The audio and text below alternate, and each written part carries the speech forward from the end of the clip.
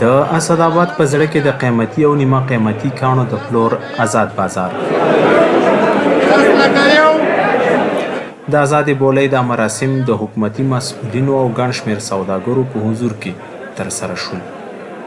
مسؤلین زیاتوي چې دا ځل یې د بولۍ له لارې د نږدې 450 میلیونه افغانیو په ارزښت د کونړ قیمتي او نیمه قیمتي ډبرې وپلورلې چې 5.4 میلیونه افغانۍ به ترې د دولت خزانې ته حواله شي. د کونړ ولایت مرکز اسداباد کې د قیمتي او نیمه قیمتي ډبرو په مارکیټ کې یو آزاده داوطلبي وسوله.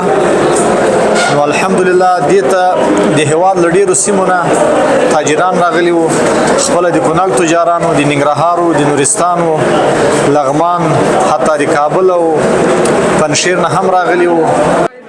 په همدې حال کې یو شمېر سوداګر له حکومتي مسؤلینو غوښتنه کوي چې د قیمتي ډبرو د کانونو د کیندنې لپاره دې ورسره د چاودیدونکو توکو او نورو عصري وسایلو د مرستې ترڅنګ د په کور دننه او بهر د خرڅلاو بازار په برابرېدو کې همکاري وکړي.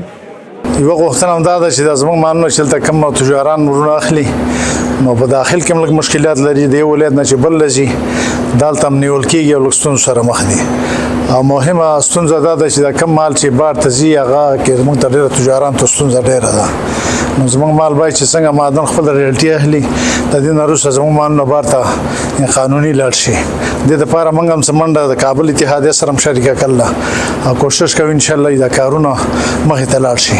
او دا زموږ یو ملي شتمني ده او د ملي شتمنۍ سره دا زموږ صادرات دي، دا ډېر مهم صادرات دي. خو په دې حکومت هم پوهېږي، دولت امارت اسلامي هم پوهېږي چې دا خارج ته نه واردېږي، چې نه واردېږي دلته د دې هغه نه کېږي، دا استعمال کېږي نه.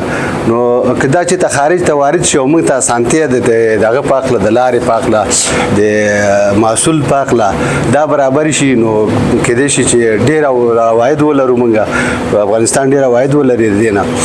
د یادولو ده چې له دې وړاندې هم کونړ کې د آزادې بولۍ له لارې د ګڼ شمېر سوداګرو په حضور کې د میلیونونو افغانیو په ارزښت قیمتي او نیمه قیمتي ډبرې پلورل شوي.